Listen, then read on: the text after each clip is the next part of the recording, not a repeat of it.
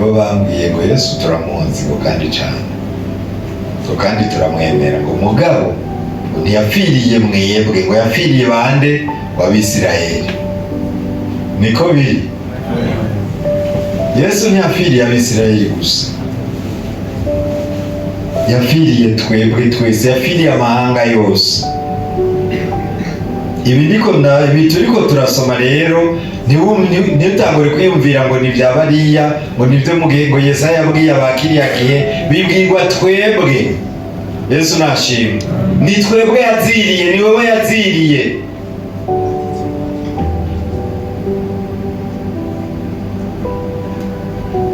Ibyahishuriwe Yohana 5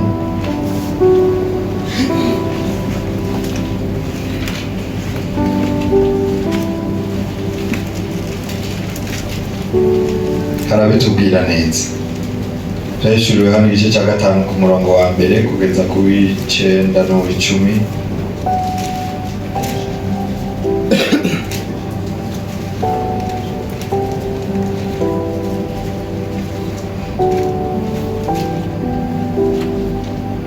Turasoma mu izina rya Yesu Kristo.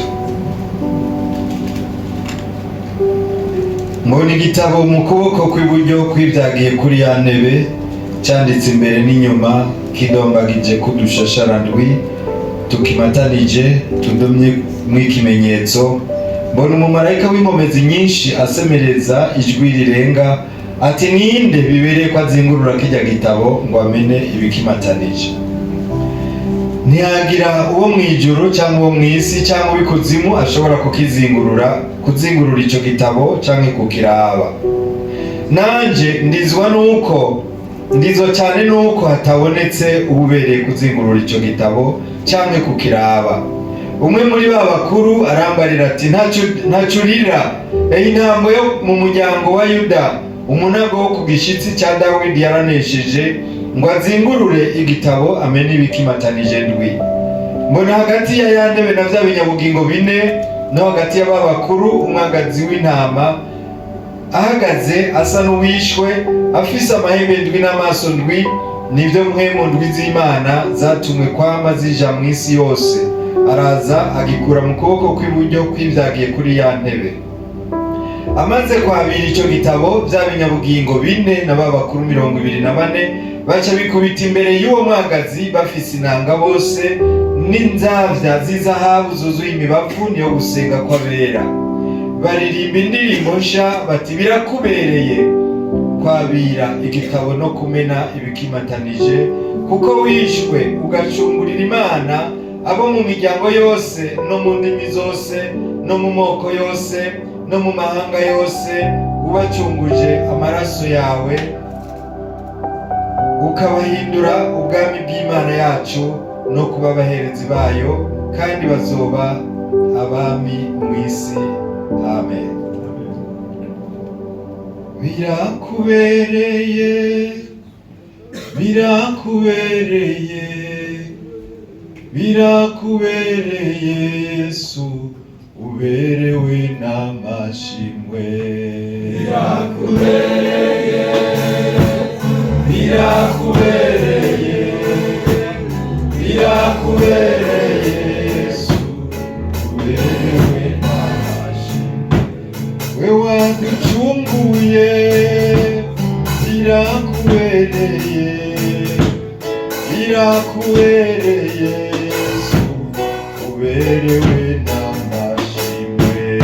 Birakubereye,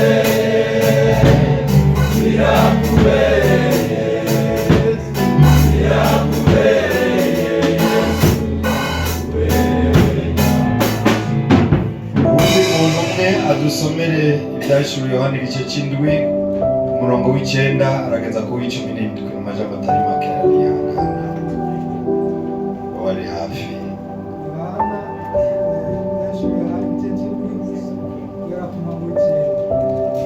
Yohana abona abacunguwe bari mu ijuru.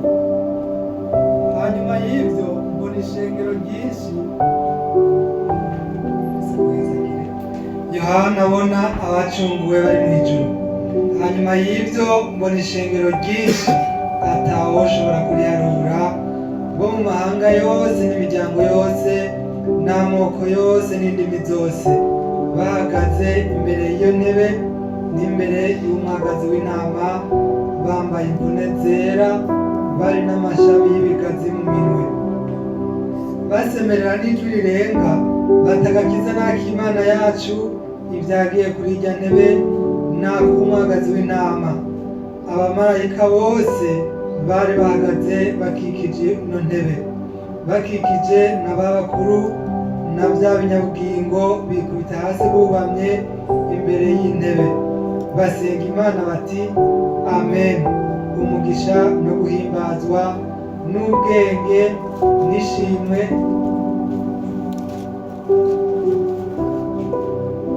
n'icyubahiro n'ububasha n'ubushobozi n'iby'Imana yacu ibihe bitazoshira amen. Umwe muri ba bakuru arambaza ati aba bambaye imvune zera ni bande kandi bavuye hehe? Ndamwishura nti mugenzi niwe wobimenya. Arambwira ati aba n'abavuye muri wa mubabaro mwinshi kandi bamesuye imvune zabo bazezesha amaraso ya wa mwagazi. Nico gituma baba imbere y'intebe y'Imana bakayikorera mu rusengero rwayo ku murango no mw'ijoro. Kandi byagiye kuri rya ntebe izosanze ihema ryayo hejuru yabo.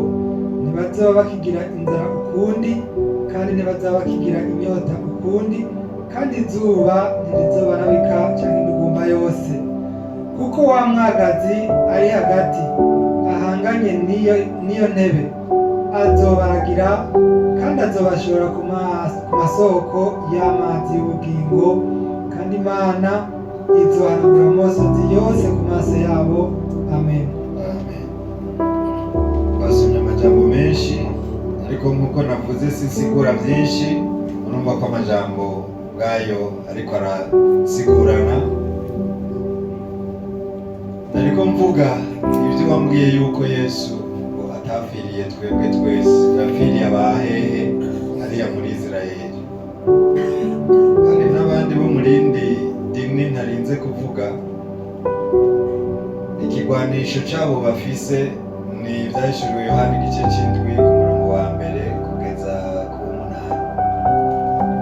Nabo bavuga ngo abazoja mu ijuru n'abantu bangahe? 142. Yesu ashimwe cyane kandi Imana ibafasha abo bantu kuko barazimiye. Twumvise ngo Yesu abo Yohana yeretswe bari mu ijuru, ibi yabwiwe ngo ni ukuri nta n'akanyuguti kazovaho. Byumvikana ngo nimba yabonye abo mu mahanga yose niko Abisirayeli barimwo, ariko Abarundi barimwo, siko? Yesu nashimwe. Which means that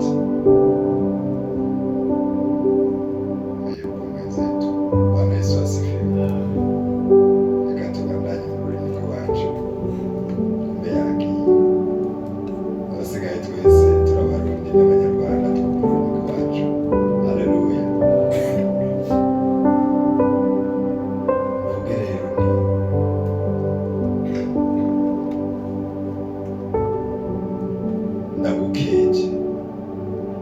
ndagukeje wewe wemeye kugururira Yesu ngo yinjire iwawe usangire. Haleluya. Nta kabuza bijya twumvise hariya ku murongo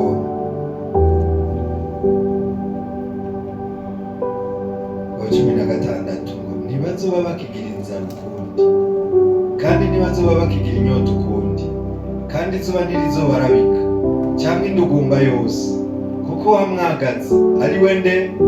Yesu Kristo ari hagati ahanganye n'iyo ntebe azobaragira kandi azobashora ku masoko y'amazi y'ubugingo, kandi Imana izohanagura amosozi yose ku maso yabo. Abarundi, Abatanzania, Abanyarwanda, Abakongomani, Ababangali, Abanepali, isi yose baravuze ngo mu mahanga angahe yose uyubaha agakora ibyo kugororoka iramwemera. Yesu nashimwe. Arahiriwe abantu bamwakiriye, barahiriwe abantu bamwakiriye.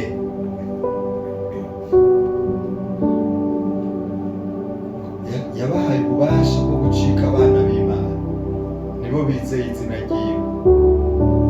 Barindiye byinshi, hano ngo Imana ubwayo yaremye ijuru n'isi. Umwami w'abami azohanagura amosozi yose, bya bindi byose byakurijije, byakuruhije, azobihanagura ku maso yawe.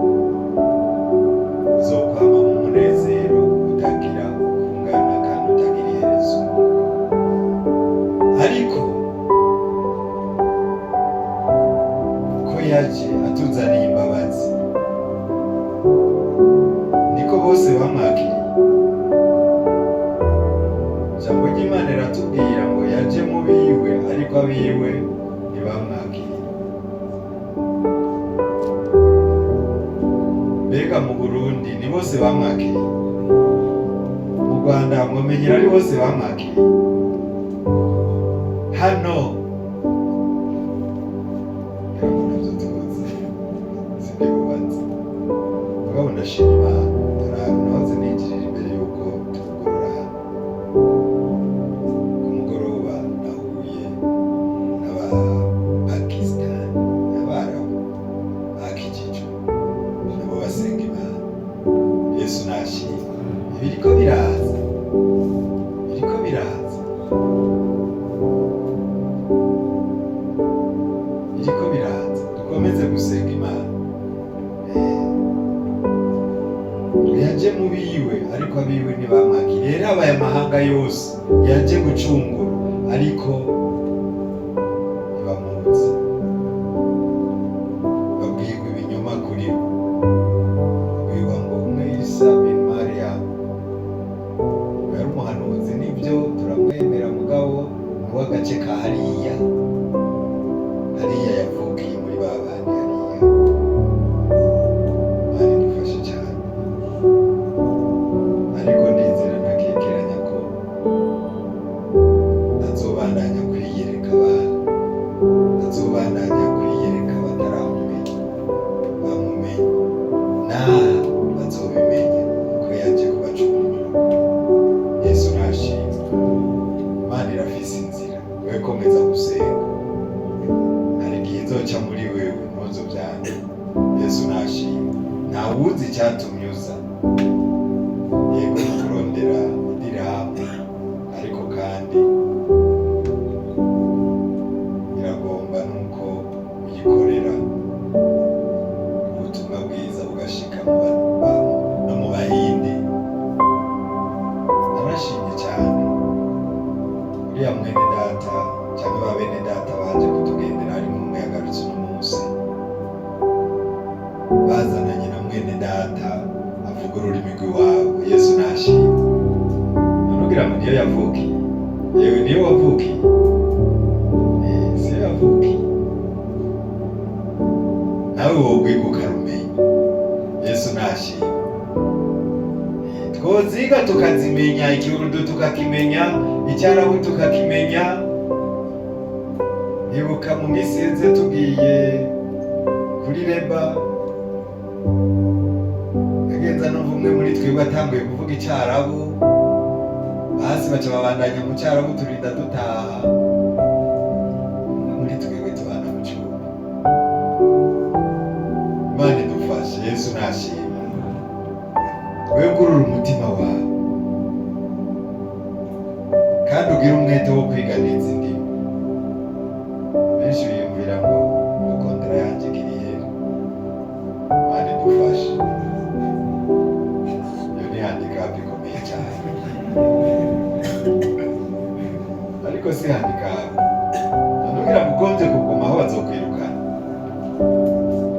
ntawe uzokwirukana, ugombye wokwiyongera ugasubira ukiyongera. Ikibi gusa ni ukubaho mu buryo bunyuranye n'amategeko. Yesu adufashe cyane. Hari ibibuza abantu kwakira umwami Yesu, kumwugururira ngo aganze imitima yabo.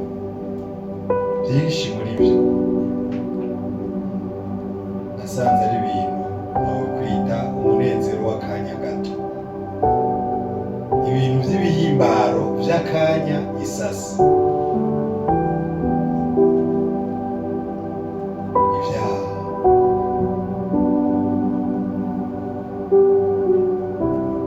gusuma, ubusambanyi, ububeshi, uburozi. Abandi nabo bakavuga ngo ukijijwe ngo ntubukironka abagenzi. Mbega nta bagenzi mufise? Nta bagenzi mufise? Muri Yesu hari abagenzi. Yesu nashimwe.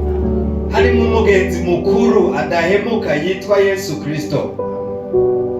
Kandi n'abagenzi urongeye muri we nabo ntibahemuka, kuko banyoye kuri ya mazi y'ubugingo, banyoye kuri Kristo Yesu, akabigisha kutabesha, akabigisha kutanegurana, akabigisha kwihanganirana, akabigisha mbere no gutanga ubugingo bwabo ku bwa bene wabo. None siko yavuze? Nk'uko nabakunze aba niteguye gutanga ubugingo bwanje ku bwanyu, namwe niko mukwiye gutanga ubugingo bwanyu ku bwa bene wanyu. Yesu adufashe cyane. Ariko iyo minezero yose ni iy'akanya gato, ntabwo imara igihe.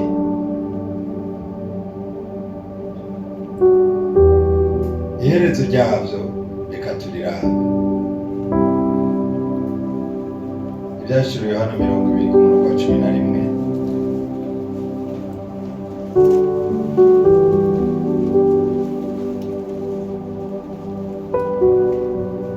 Kugeza ku murongo wa 15.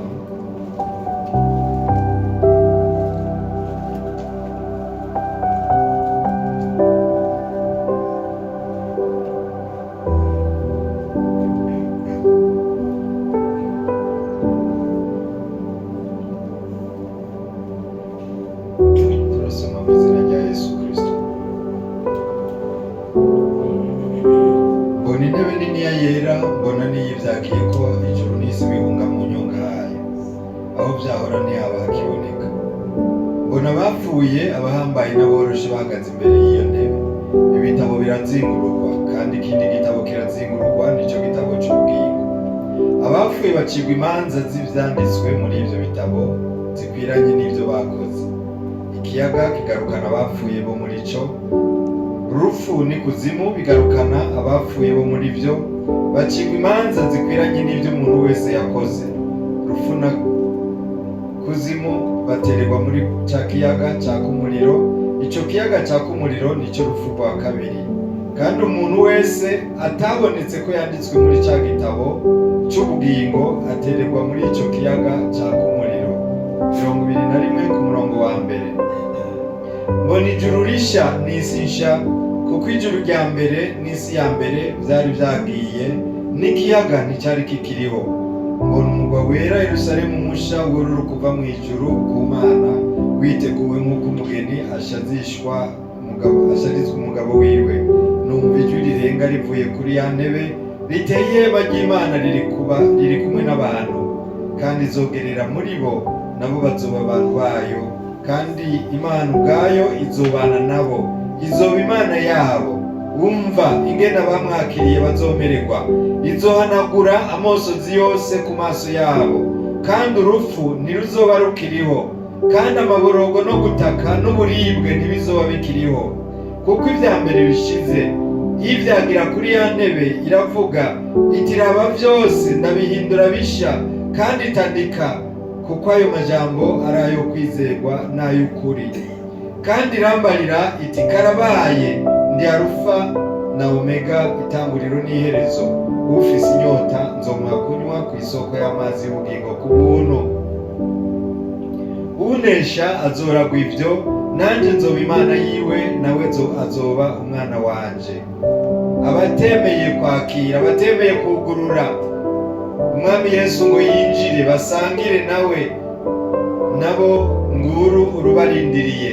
Ariko ibijora n'abatizera n'abakora ibizira n'abicanyi n'abashakanyi n'abarozi n'abasenga ibigirwamana n'abanyabinyoma bose, umugabane wabo uzoba mu kiyaga cyaka umuriro n'amazuku, nico rupfu rwa kabiri. Imana yacu idufashe. N'aya majambo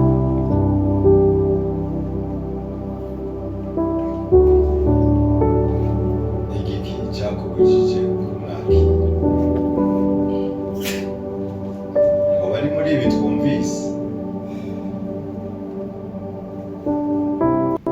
cyane bo bari no mu bindi, kuko twarumvise byinshi. Yesu nashimwe. Umusiguzi aravuga ngo byose byarumviswe. Imibiri ibujije benshi agakiza, ibujije benshi kumwakira. Hari n'abari baramwakiriye bariko baramusohora.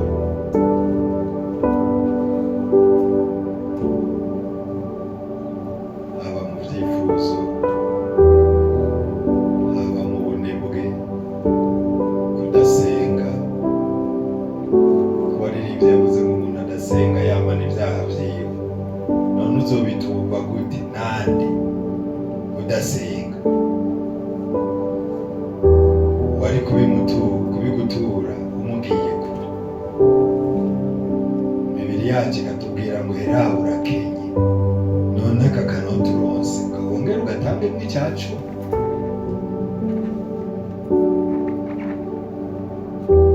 Benshi bagaca bajya byose by'Imana n'ibyabo byose bakajya.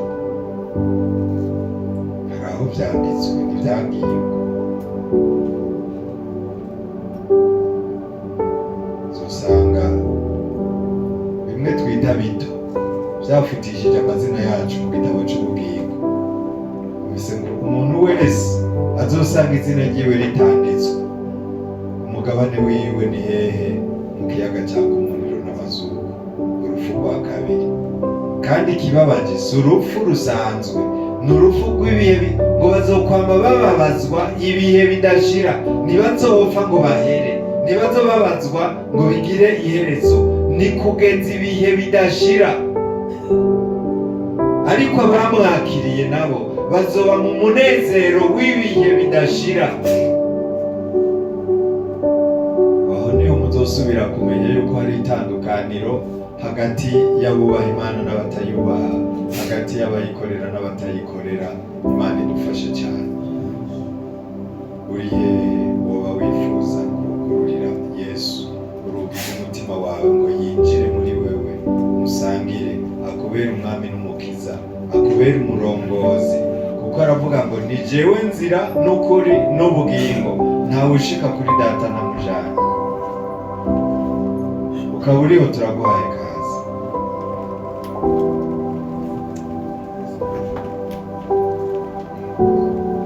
Yoba yarigeze kwinjira ukamwakira, ariko hari ibyatumye yongera gusohoka, kuko ntabana n'ibyaha. Ibyo byatumye rero asohoka, bimuzanire wongere umubwire uti ndagarutse, subira unyakire, subira winjire mu mutima wanje, subira uririmbe ngo ngwino mu mutima wanje, ndaguhaya uba mwami. Ngwino mu mutima wanje, ndaguhaya uba mwami. Masenge Imana.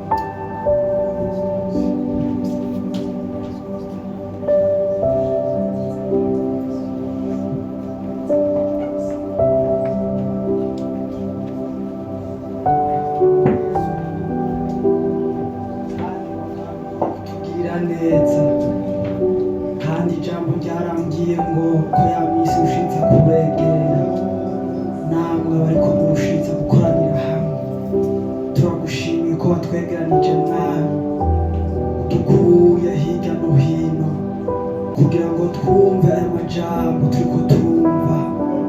Hariho mesaje wari ushaka kutubwira, hari ibyo wari ugomba kutubwira Yesu.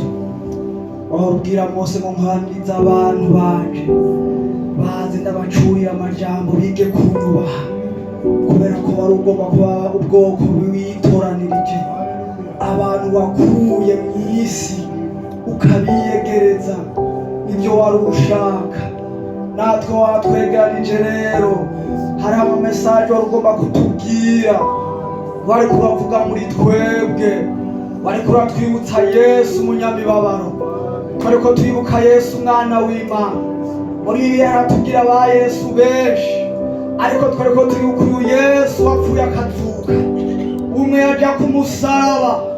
Twari ko turumva yuko ari umwe yemera inkuru zacu, umwe yemera bwa busambanyi bwacu, umwe yemera ka kawembe kacu, kubera ko kera nta bantu twari, ariko kubw'amaraso ya Yesu twaracitse abana b'Imana.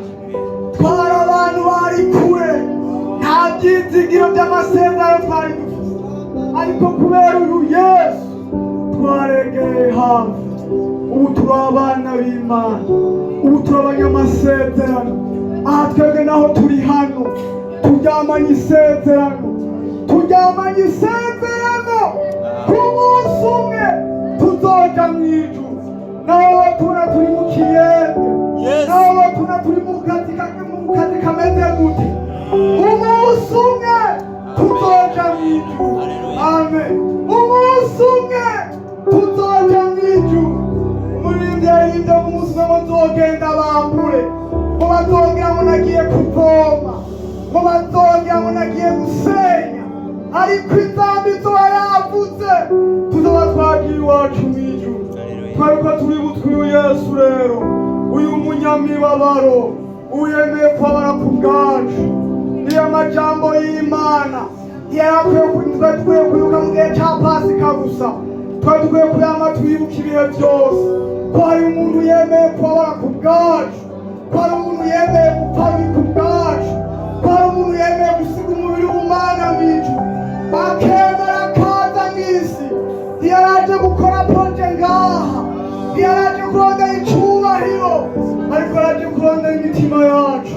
Ewe Yesu nushimwe, turagushimiye cyane, turagushimiye. Uriya muririmbyi wa Kateventura yaririmbye ngo wowe Kristo umutwaro wanje warawikoreye, uvuga ngo wishize mu gishingo cyane ucumbera ikimazi.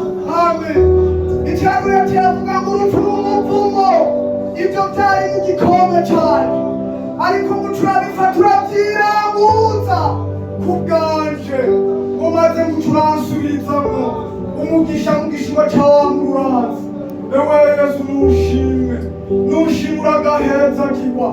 None rero ubwoko bwawe turi hano imbere yawe, watubwiye ngo mpagaze ku rugi, umuntu niyumva ijwi ryanje akugurura, ndinjiwe dusangire. Natwe imitima yacu irashagaje imbere yawe, ni wowe dukeneye, twakeneye gusangira nawe. Nubwo twaje muri ayo mahanga, nubwo twaje hano, turacyagukeneye, imitima yacu iracakugomba. Dawudi yavuze ngo nk'uko inkono ihuzagizwa irondera imigezi, niko n'imitima yacu ikugomba. Ngwino robane natwe, kubera ko niwe watwishinze, niwe utwineze, niwe watuhambiwe. Jambo ryatubwiye ngo n'izacu niba wishizeko, n'iyacu ibaro wikoreye, igihano gitonkesha amahoro cyabaye kuri wewe, kandi imishirago yawe iyo nidukiza. Turasenganiye natwe twaje ahantu, turasenganiye mwami, ni wowe duhanze amaso, ni wowe dukeneye, kubera ko waje kurandura n'ugukiza icyari cyarazimiye. Ngwino ubane natwe rero, utugirire neza, kuko urupfu n'umuvumo byari mu gikombe cyacu. Twebwe twari abantu bo gupfa, twebwe twari abantu bari kure, twebwe twari abantu ata byizigiro by'ibizoba twari dufise, twebwe twari inyuma y'amasezerano. Ariko iyo ujya ku musaraba ucubava ngo nzokwikwegera kw'abantu bose, na jewe narindimwo n'abene data bari barimwo mwowikwegeko umuririmbi wa turasezerera turavuga ngo muwekishije amaraso nzi yuko na jewe ndimwo atuma nzohora ndiri mu rukundo ndagwamamaze hose. Turagushimiye Yesu, turashimira urukundo rwawe urigende mu rurerure cane urw'Imana idukunda ntawe rudondora. Urukundo rwawe rusumba ukwezi, urukundo rwawe rusumba n'izuba, kandi ngo nahari ikuzimu rubashikayo. Turasengeraniye rero twebwe twese hano hantu, nongere twibutse imibabaro yawe, nongere twibutse urukundo wadukunze, nongere twibutse imibabaro wababajwe ku bwacu, nongere twibutse ivy'inkoni wakubiswe kubera twebwe, nongere twibutse ya mibabaro rya muri ngendo sinzibagirwa, amagorwa wabonye ku bwacu, wunamye mw'ivu ku bwanje hamwe igetsemane. Nongere witwibutse yaciye asenga avuga ngo ninakwibagira mukiza ngo uzunyirutse, waguye wabira ku bwanje none turasengeranye twe twaje ahantu aya majambo yaraye iwanje, aya majambo yaraye bene data. Nongere uyatwibutse, nongere utwibutse ko wadukunze, nongere utwibutse ko wadupfiriye. Hari igihe umuntu ashobora kuba mw'ishengero ibintu ata agaciro abiha, ariko turongera kubiha agaciro ukundi, turongera kwibuka ko wari wadukunze, turongera kuvuga ko wari wadupfiriye, turongera kuvuga ko wari umuntu yemeye kudupfira, yemeye kutubabarizwa. None turaguhaye kaze, urushikare kubana natwe, urushike kutugirira neza. Aya majambo yongera agira ikibanza muri twebwe, aya majambo yongera agira ubushobozi muri twebwe, aya majambo yongera agira ikintu akoze mu mitima yacu. Urakoze Mwami, urakoze, turagushimiye mu izina rya Kristo Yesu, amen.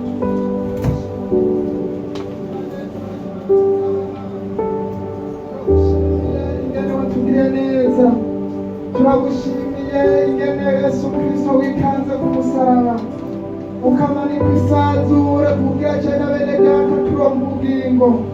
Ijambo ry'Imana rivuga ngo kuko urukundo Imana yakunze abari mw'isi nirwo rwatumye itanga umwana wayo w'ikinege, kugira ngo umwizera wese ngo ntazapfe rubi, ariko azahabwa ubugingo budashira. Turagushimiye ko wadukuye ku rubanza wo gupfa rubi mw'izina rya Yesu Kristo. Twagenda nk'abantu batagira ibyizigiro, ariko turagushimiye yuko wadukuye kw'ingogo. Ijambo rivuga neza, wahomboye cya gisika cyadutandukanya n'Imana, none watwimuriye ahantu hakomeye, ubu tugenda twidegembya. Turagushimiye Yesu, none turanezwa n'amajambo twumvise muri ino minsi. Turagushimiye ko amatwi yacu asuye kumva urukundo rwawe. None rero Mana tugisenga, Pawulo yabwiye abantu b'i Filipi arababwira ngo turi iwacu ni mw'ijuru, niho twiteze umukiza ko azova, naho turafise ivyizigiro ku munsi umwe inzamba izovuga tugataha iwacu. Haleluya! Ndashima Imana yuko hari umunsi inzamba izovuga uwakoreye Imana mu bwizigirwa agataha kuruhuka. None rero Mana tugisenga, turagushimiye ko watumenyesha kibi, dusengeye n'abandi bakiri inyuma muri kino gihugu turimwo. Hari abantu bataramenya ibya Kristo, ariko kubw'ubushobozi bw'Imana, kubwa Kristo bakazuka, turongeye gutereza amajwi yacu hejuru. Turasenze Imana ijwi ryawe ryongere ribemetse mw'izina rya Yesu. I Karumeli byarabaye, abantu ntibemera Imana, ariko umuriro warabemeje. Turongeye gusaba umuriro Mana muri kino gihugu n'ubemetse, umuriro uvuye kuri Kristo, umwavuga ngo niyo yaza ngo azomeza abantu iby'ibyaha n'iby'amateka n'ibyo kugororoka. Iki gihugu turagisenge dutuyemo, umuriro w'Imana n'ubemetse mw'izina rya Yesu. Naho tutavuga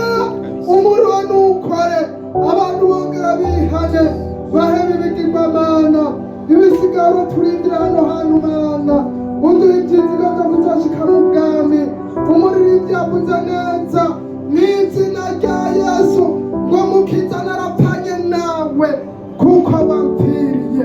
Haleluya, hazogera igihe tutadutahe mu ijuru. Urakoze mana ugiye kubana natwe uturindira muri kino gihugu, naho hari ibyatsi yerera, naho hari ibikora biratugwanya, naho hari ibigenda bikora ibitari byo bigomba kutubuza gushyira mu bwego mu ijuru. Undi we guhagarara neza muri kino gihe. Urakoze mana ugiye kubana natwe, wagura ubwami bw'Imana muri kino gisagara, n'abandi batararonka akajya kuza kumva ibya Yesu wongera ubacira inzira mana. Urakoze mana ugiye kubana natwe, iri shyaka ry'ahantu ryugugura umuvumba tuzose kubonana mana tunezerewe. Urakoze mana ugiye kubana natwe mu bwiza ryongera Yesu Kristo.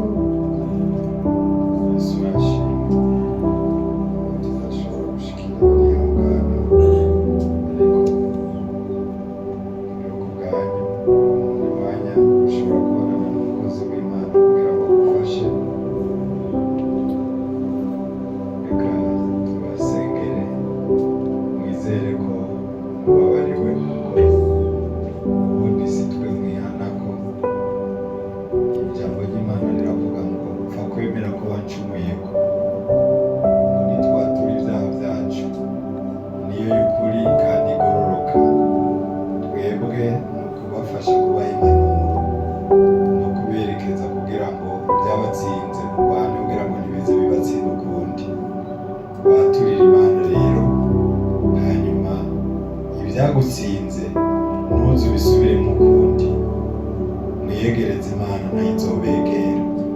Umugwanyi wa mugwanyizi nawe azobahunga. Yesu abafashe. Reka dusenge. Turagushimiye data wa twese uzagiye ahera mu ijuru. Tugushimiye imbabazi zawe zamaye ibihe bidashira. Tugushimiye Mana aka kanya keza. Tugushimiye waje utuzaniye ubugingo, kandi waje kugira ngo turonke ubugingo, umbere tuburonke busagutse. Izina ryawe nirihabwe icubahiro. Waje uri umwungere mwiza wigura intama zawe. Haleluya, turagushimiye Mwami Yesu urukundo wadukunze kugeza aho Mwami utanga ubugingo bwawe ku bwacu kugira ngo wongere uduhuze n'Imana. Duhabwe icubahiro Mwami.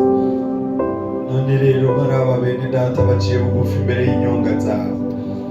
Mana yera, Mana yo mw'ijuru, raba ibyatumye Mwami wongera gusohoka kugira ngo ntube muri bo. Mana nibyo bazanye imbere y'inyonga zawe, Mana nibyo bakwaturiye. Turasabye ngo bibaharire, turasabye ngo ubeze, turasabye ngo batunganye mu izina rya Yesu, maze bimaze kubakurwamwo ubahindure basha, ubahindure ibyaremwe bisha byo guhesha izina ryawe icubahiro. Maze mucunguzi wacu ongera winjire, ongera ube umwami n'umukiza w'ubugingo bwabo, ongera ube umurongozi w'ubugingo bwabo, ongera ubakomeze, ongera ubashigikire, ongera Mwami Imana yera. Haleluya, ubagwanira intambara. Ibyabatsinze ntibize bibatsinda ukundi, ariko none bamwe ivyamwa bikwiranye no kwihana.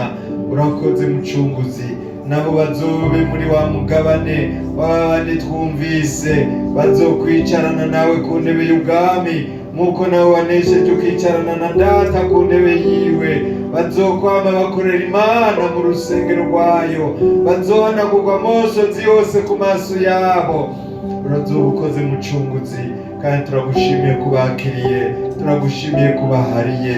Tubisabye mu izina rya Yesu Umwami wacu, amen. Hari ababifuza inkomezi zawe mu yera, hari abo bafise iyindi mitwaro y'ibyo bifuza ko Imana yobakorera. Reka dusabe barimo basengere abari hano bifuza muri ibyo tuvuze, babandanye bapfukamye, abandi bahurukira aho bari. Yesu abaheze. Rero tugira dusenge nagura kwizera mu izina rya Yesu. Mwami wacu Yesu Kristo, turasenga bene data Mana, bagize ukwizera barafukamye imbere yawe, abandi barahagurutse mugabo baraciye bugufi mu mitima. None rero turabasengeye mu izina rya Yesu, umuntu wese Mana kumutwara afukamiye, ndabona hano yari afite umutwaro akamawuzana imbere y'Imana, igihe kigeze aratabagwa aranezerwa. Mwami Yesu, abene data turabasengeye iyi mitwaro bafukamiye mu izina rya Yesu. Afite imitwaro yo kubura ubuzi, afite imitwaro y'amadeni, afite imitwaro y'ibyaha byose, afite imitwaro itandukanye, afite imitwaro y'indwara. Umuntu wese inafukamiye turabasengeye mu izina rya Yesu, nubatabara ubagirire neza ahantu bafukamye Mwami, baze bahazana ishimwe wabatabaye. Kandi turasengeye n'umuntu yifuza ubushobozi mu izina rya Yesu, kuko urabusezeranye, waravuze ngo nzosuka ubushobozi bari n'umubiri wose. Uravuga ngo iryo sezerano ni rwanyu ngo kandi ni iry'abana banyu. None rero turagomba dushize amasezerano, abantu bizeye ubagirire neza ubushobozi bw'Imana. Mwami Yesu, ubagendagendemo ubashoboze kwirinda. Urakoze kubagirire neza, urakoze kubyumvise, natwe tubasengeye twizeye mu izina rya Yesu.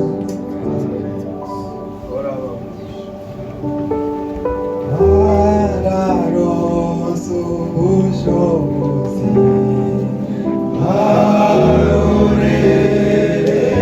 arorereyo, kuko bari biteguye